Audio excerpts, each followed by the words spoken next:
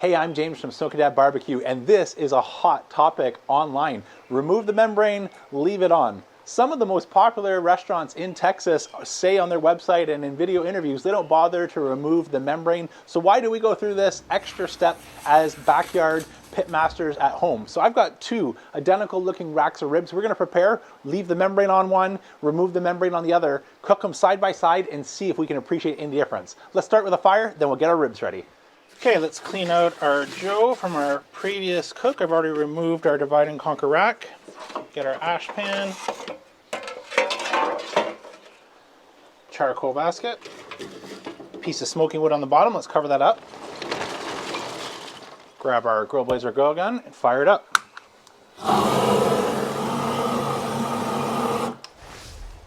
So I've been playing a lot lately with this next little trick. Normally, I do exactly what we've done to this point so far. Bury our wood. I like to place the wood under the charcoal for a couple reasons. One, as the wood smolders when we're at a low and slow temperature, because that's what the wood will be doing. Otherwise, if we're in open flames, it's going to shoot our temperatures up. So when that wood smolders, it has to pass through these burning coals, and that gets it into the smoke point where the smoke actually tastes better. So this, I absolutely know for a fact. We've tested it hundreds of times.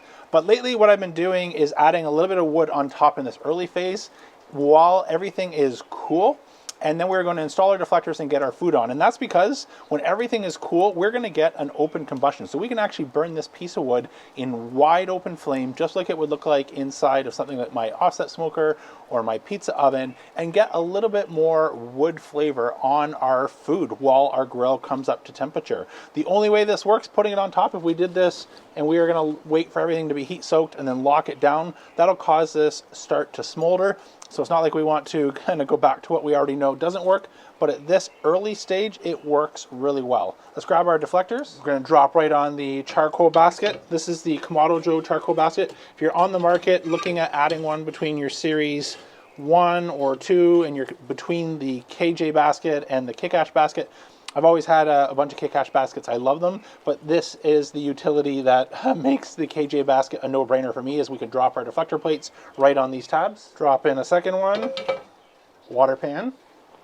My Double Indirect 2.0 setup, by the way, if you're wondering what we're doing. Completely optional. It's about 10-15% better, so for me that's enough of a difference to go through all this extra hassle. But what we're doing here, we put our deflector stones down low. I show this setup because this works just as well on a Series 1 and 2 versus what I used to do before, which was exclusive to Series 3, where it's 4 inches taller and we have the extra space to do that. So that's in part another reason why I show this. And the other benefit is it allows us to place this water pan right on the bottom, and when we put our slow roller on top, I've tested a water pan, no water pan, and the water pan does make a difference. The only thing I don't like about a water pan in any other location on the Joe is that we tend to boil the bottom of whatever we're cooking, and I don't like mushy bottoms on our ribs. By placing the water pan underneath, the claim here from Kamado Joe is that the slow roller circulates smoke 20 times better. That's going to put more moisture into the air that's going to be circulated, and that's what helps smoke adhere to our protein, is that humidity. So it won't last the entire cook, but this is going to help in this early stage when we want to get smoke to adhere. Divide and conquer rack. Drip pan to catch any rendering fat that falls down. Just keep our slow roller clean. That's much easier than trying to remove that after. And our two cooking grids. So we're going to leave our bottom vent open, top vent open. Let's go get our ribs ready while everything is coming up to temperature. And again, that's going to encourage that smoking split to combust and be burning cleanly by the time we get our ribs on. Let's go get them ready. Okay, we got our two racks of ribs. I'm going to remove the membrane off one. I'm going to use a store-bought rub. This is starting to clump up on me, so I want to get through it. This is one of the ones I used in my how to make your own rubs video. So just get a little bit of paper towel. Going to pat these dry. We'll get to work on the membrane, so I'll pop out a fast forward there, and then I'll rejoin you as well once it's ready to add our mustard and then our seasoning.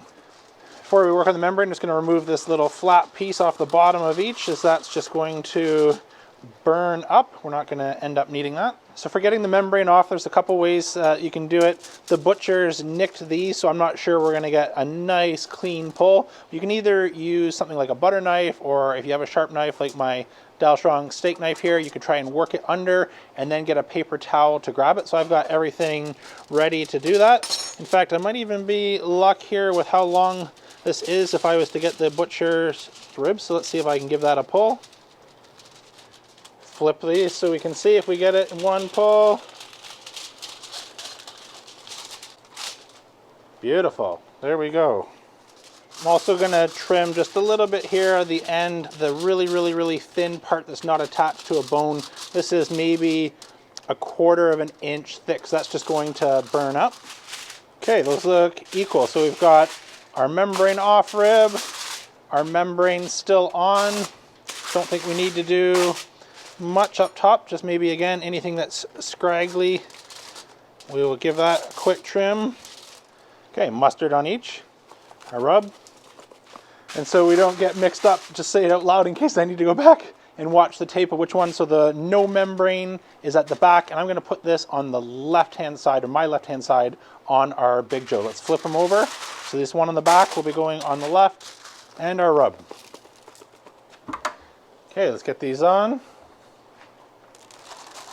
And the back with no membrane on the left, and the membrane on the right.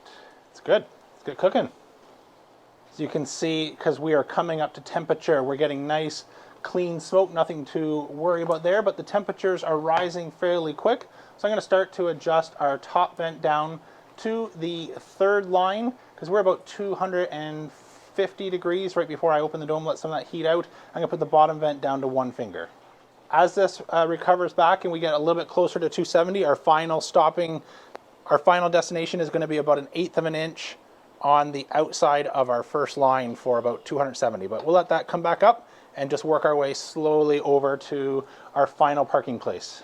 So now that we have our ribs on and our grill has stabilized at 270 degrees and we have our vent about 1/8 of an inch past the first line, I can fill you in on why this is such a controversial topic. So the people that say we should remove the membrane, the thinking here is, well, as you saw when it comes off, that's gross. You don't want to eat that. You're not getting any seasoning or anything through that, and it's not something that would be pleasant or ever going to break down and render and melt something like a hard fat you might find on brisket, or even intermuscular fats in something like our baby back ribs today. So it's not going to render, and it's not something that you would eat. This is the idea of removing the membrane. But if you contrast the thinking around pork ribs to what you see commonly on something like beef plate ribs or chuck ribs, the opposite is true there, where almost everyone says leave the membrane on, because the benefit is going to be a little bit of nature's heat shield, as well as help seal in any sort of juices and just stop whatever we're cooking from drying out. And so the folks that are pro leave the membrane on are thinking a couple things. One, I'm not eating the bottom rib anyways, where there is no meat, nothing there, it's just bone, and the membrane is not going to make any difference. Plus, if you do get the benefit of helping retain some of that moisture and things from drying out, this is going to make the part of the rib that we do eat even more enjoyable. So that's the two arguments for removing it versus leaving it on. Whether or not this makes a difference, I've not tested it side by side. It's so easy to have an opinion on these things one way or another, but until, or at least in my experience, you put things head to head, you really can't appreciate. Otherwise, it's just opinion versus opinion. So hopefully today we'll come out with a few little facts, whether or not there is a difference or no difference, and you can inform your game plan from there. So the game plan, speaking of that, all I'm going to do is use a little bit of apple cider vinegar and water mixed and spray this sort of every 45 minutes to an hour. At these temperatures, we should be in the 3 to 3.5 hours if I don't do the foil boat. If I want to get them done under 3 hours, I would put them in the foil boat at the 2-hour mark. I'll rejoin you a little bit later on when we've got an update. Okay, our ribs are off and just finishing their rest for about 30 minutes before we dive in for our taste test. So while they're just finishing up, let me fill you in on the game plan in terms of everything that you missed since I last saw you. So like I mentioned, we continued to spray every 45 minutes or so. And also about on that 45-minute mark, that's typically when that wood chunk or so that we've added, especially early on and in the bottom, will be fully consumed, somewhere in that 45 minutes to an hour. So I also started off adding whatever I had handy. So I had a couple pellets at first, and then I later threw in a wood chunk. And I'll just show you a little clip here after you add that wood chunk and the hot embers fall down, it completely either combusts into open flame or you get nice glowing embers and incredibly clean smoke coming out the top of our control tower. So this always works a charm if you haven't tried it. If you are having trouble and you're not able to get it combust, usually this means you have too much charcoal and it's not falling down. Some different brands, I use 3 that work. Kamado Joe, Jealous Devil, and Fogo will all work just fine because they burn hot enough. They drop embers that are large enough to combust the wood. But if you're having a little bit of trouble, try something like wood chips or pellets, as those will burn much easier than wood chunks like what I was using here today. So outside of spraying and adding the wood chunks, just kept track of everything. And once we got to about an internal temperature, somewhere in that 160 to 170 degree range, using my temperature probe, I moved the ribs into a foil boat for that last finishing stage for the final hour. So total cook time, 2 hours of smoke, just plain on the grill, 1 hour in the foil boat, 3 hours total, and we are at the spot now where you're all caught up and ready to dive in. Let's take a look. Okay, so the ribs closest to the camera are the ones with our membrane. So I'm still able to hold these without them falling apart. So I do like a bite through rib. And the ones closest to the back here are the ones where we've removed the membrane. And again, I'm able to hold that no problem, even though there's plenty of flexibility in here. Let's get a couple ribs out. Let's take a look. So this is membrane.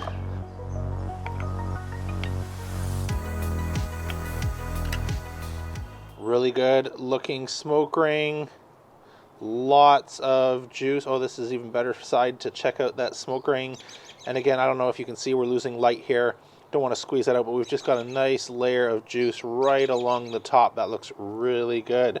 Let's set that aside so I don't mix them up. Let's do our no membrane ribs.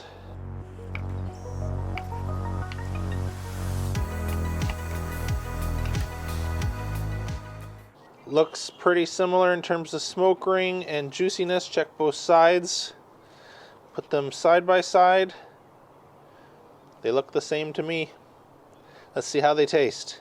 Okay, I'm going to start with our no membrane, as this should be, according to the common sense online, be the best result. But again, we want to test and see if the one with the membrane somehow does retain any more juice or moisture. So let's dig in, get a bite. Perfect bite through.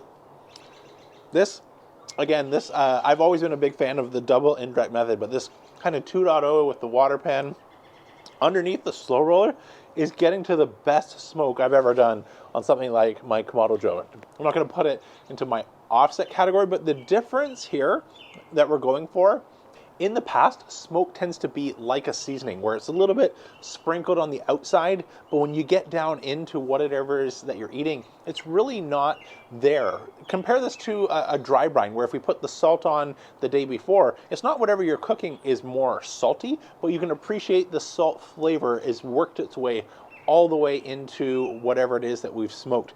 And this is what we are getting here with this new method, where I'm not just getting a little bit of smoke on the surface, I'm getting sort of not more smoke, but a richer depth of smoke all the way through. It's really good. Okay, let's go for our membrane rib.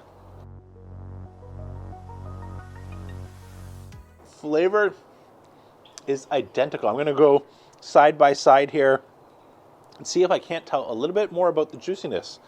So we are definitely into the splitting hairs category, but after getting a couple bites, I actually think that rumor of holding a little bit more moisture with your membrane is actually coming true. It's not 10, 20, 30% better, definitely 2 to 5% better. So again, you really have to be paying attention to notice a subtle difference. But given that, again, this is the easier method of the two to prepare, where we don't need to even bother removing something, and the fact that it's not worse, if anything, it's a little bit better, I absolutely think this is the game plan moving forward. If you haven't already tried it, be sure to give it a go in your next cook and let me know down in the comments what you think. Are you pro leave it on, or pro team remove the membrane? If you'd rather chat about it, be sure to check out my members live section. I go live once a month with members, and we can have a discussion and share our thoughts and insights in a little bit more of an intimate setting than these pre-recorded videos, and get right into it. That's it for today, though. I'm James from Smoke Dad BBQ signing off, and remember, don't be afraid to fire it up. So good.